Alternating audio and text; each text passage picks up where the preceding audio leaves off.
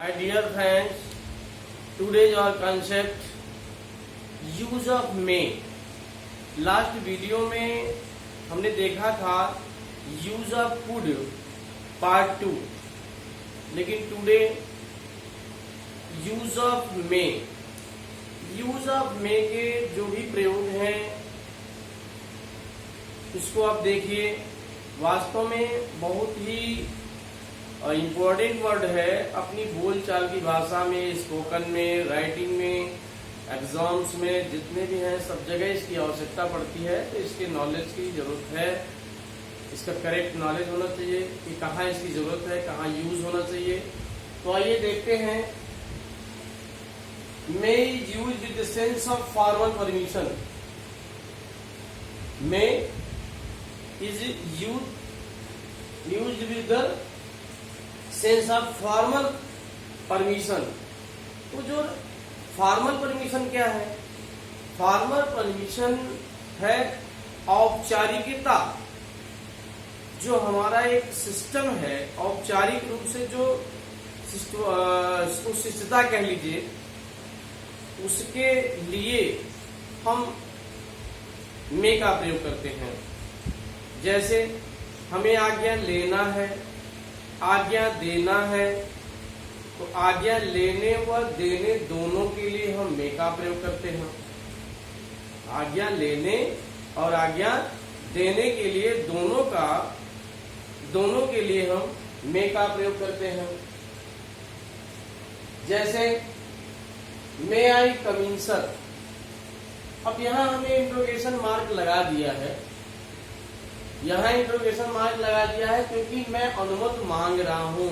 क्या मैं, श्रीमान जी, क्या मैं अंदर आ सकता हूँ? श्रीमान जी, क्या मैं बाहर जा सकता हूँ? तो उसके बाद है मे आई सिट हियर। परमिशन हुआ कि नहीं हुआ? क्या मैं यहाँ बैठ सकता हूँ? यहाँ ये संबोधन चिन्ह लगता है, इसकी कोई आवश्यकता नहीं है। संबोधन चिन्ह की आवश्यकता नहीं है।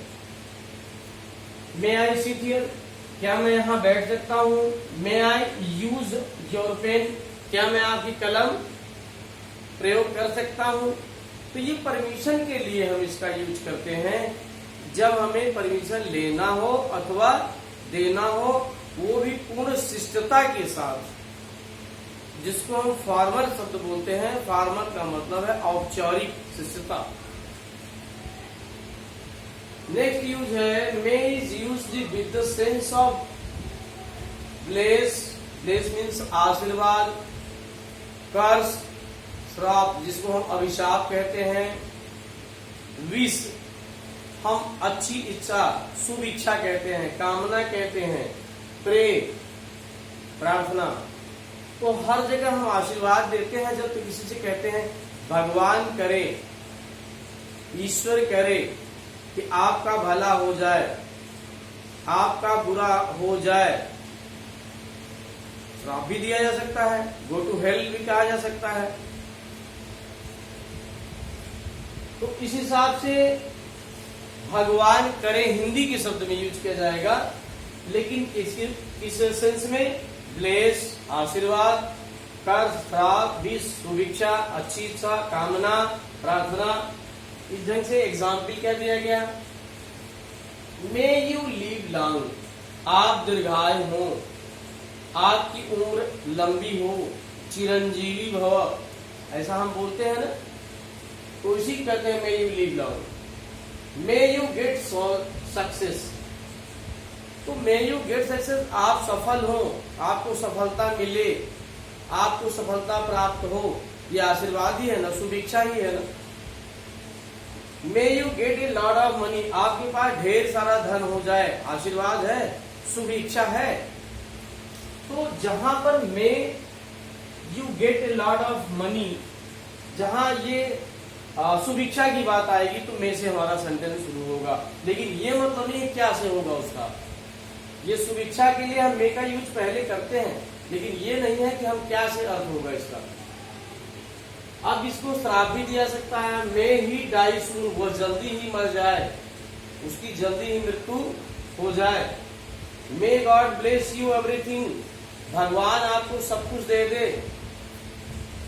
भगवान आपको सब कुछ दे दे, तो ये जो मे है, मे का यूज ब्लेस, कर्स, विश, प्रे, या हिंदी में भगवान करे कि आपका ऐसा हो, अच्छा खराब जो भी हो, इच्छा व्यक्त की जाए, कामना व्यक्त की जाए, आशीर्वाद दिया जाए।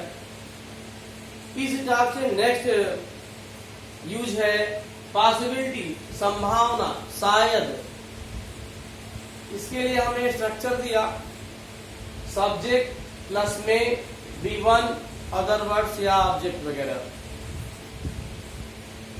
अब जैसे संभावना हम व्यक्त कर सकते हैं, मौसम सही है, थोड़ा बहुत बादल दिखा, उस हिसाब से हम कह सकते हैं वर्षा हो सकती है। मैंने कैन के भी यूज में किया था, कल ही मैंने लास्ट वीडियो में चर्चा कर दिया था कि देखिए संभावना के लिए मैंने चारों वर्ड यूज किया था, कैन, कुड, मे, माइट। तो बहुत ज्यादा इस पर डिपेंड अपने ऊपर करता है, सेंस पर निर्भर करता है। मैंने कोई ऐसा रूल नहीं है कि संभावना में क्या है, अपने से इसको आप 50% चांस मान लीजिए किसी बात का संभावना, जैसे वर्षा हो सकती है, थोड़ा बादल दिखा, हम अंदाज लगा सकते हैं शायद वर्षा हो सकती है, शायद वर्षा हो जाए। तो ऐसे में 50% जो चांसेस हो, संभावना हो, ऐसे जगह हम मे का प्रयोग करते हैं। तो यहाँ हो जाएगा इट मे बी रेन, वर्षा हो सकती है।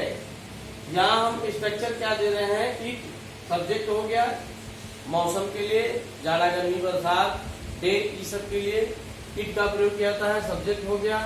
मे बी रेन टुडे, आज वर्षा हो सकती है। ऐसा भी हो सकता है इट में रेन यहाँ वर्ब का काम कर रहा है और यहाँ वर्ब का काम नहीं, वहां यहाँ वर्ब भी का काम कर रहा है। वर्षा हो सकती है, यहाँ इट में रेन, में माने ये रेन माने वर्षा होना, वो वर्षा हो सकती है। दोनों सही है, यहाँ गलत नहीं है। रूल के हिसाब से ये भी सही है और आपका ये भी सही है। नेक्स्ट है, हम हिंदी का सेंस हम ध्यान नहीं देते। देखिए अंग्रेज जो थे उनसे कोई मतलब नहीं है हिंदी का कि क्या भाव, उनको सेंस से मतलब था, उनसे सेंस से मतलब था। उनको सेंस से क्या मतलब था, जैसे वह पीटेगा, शायद वह हमें पीटेगा, शायद वह मुझे पीटेगा। तो अब यहाँ गा से आएगा तो बी की आवश्यकता नहीं है। शायद ही में बीट मी, ऐसा उसको संभावना लग रही है, वह शायद मुझे पीटेगा। सी में कुड, सी मो में स्कोल्ड मी, शायद वह मुझे डांटेगी।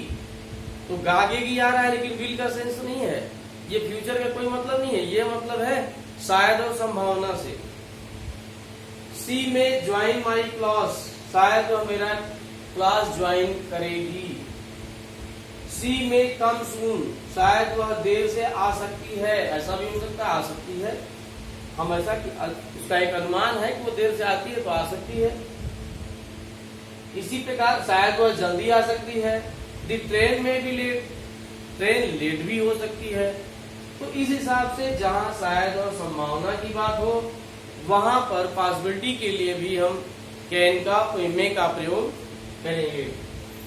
नेक्स्ट यूज है, इसको कॉन्सेप्ट जो है आपका कंसंट्रेशन बिल्कुल ठीक होना चाहिए और पॉइंट्स ऑफ व्यू देखिए। हम किसी पर्पज के लिए मे का प्रयोग करते हैं। ऐसा पर्पज, हम पढ़ाते हैं, हम अंग्रेजी पढ़ाते हैं ताकि आप अंग्रेजी सीख जाएं। आप हमारे पास आते हो ताकि आप अंग्रेजी बोल सको, आप अंग्रेजी पढ़ सको, आप अंग्रेजी लिख सको। तो ये ताकि शब्द जो है इसके अर्थ में, ताकि के अर्थ में हम मे का प्रयोग करते हैं, जिसके लिए हम सो दैट, जिसके लिए हम क्या लगाते हैं, सो दैट, ताकि, दैट, इन ऑर्डर दैट। ये तीनों में से या केवल दैट जो भी है, मतलब so that, that, in order that, तीनों में कोई एक यूज कर लीजिए, इससे कोई लेना देना नहीं है, सही है, सेम मीनिंग है।